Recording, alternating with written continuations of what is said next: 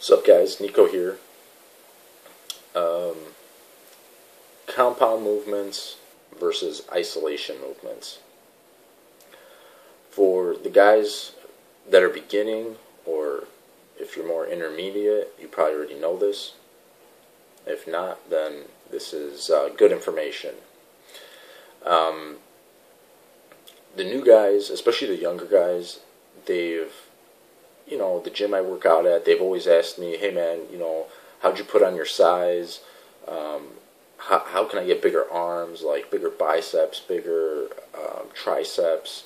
I want shoulders, stuff like that. The main thing is compound movements.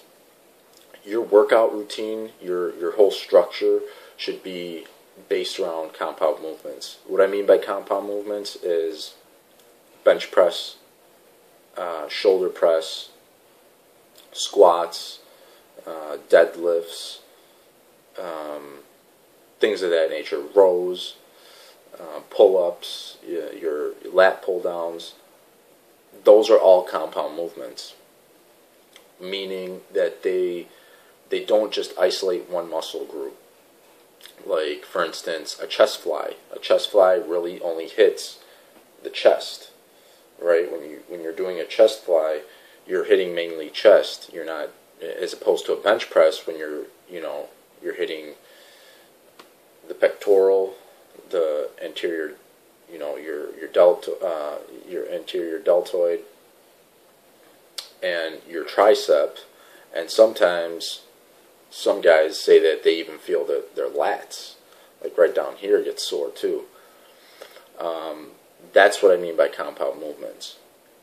So whatever routine that you're doing, if it's a 3-day split, whatever, the foundation should be compound movements. Then usually what I do at the end, then I'll do some tricep extensions, or I'll do bicep curls. Honestly, I can't remember the last time I did a bicep curl.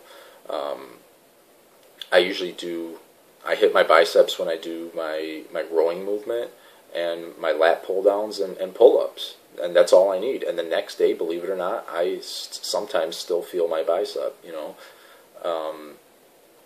but I rarely ever do curls. I see guys in the gym all the time on the preacher curl doing isolated curls, concentration curls, or doing all sorts of curls, and I'm like, and I'm not one to barge in and be like, you're doing it wrong, bro. I'm not the type to, if they come ask me for advice, I'll give it to them. But usually at the gym, I'm minding my own business. I want to get in, do my workout, and get out. But we talked about the compound movements. I'll talk to you about the isolation movements. Isolation movements, like I mentioned in my other video,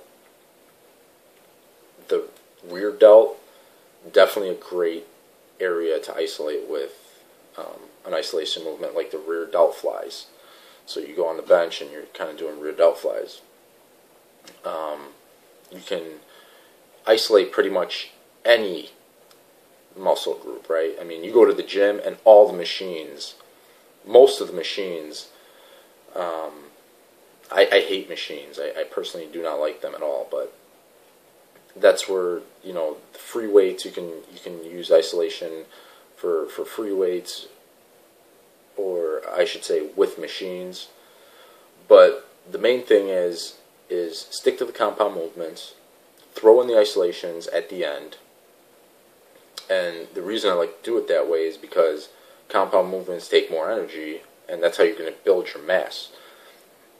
You want mass, stick to compound movements. And also free weights. Stay away from a lot of machines. Unless you have shoulder injury that, really prevents you from doing a bench press or something like that, stay away from the machines. Stick to barbells and dumbbells as much as possible. So that's really my take on it. You can comment, subscribe. Thanks for watching the video. Talk to you guys later.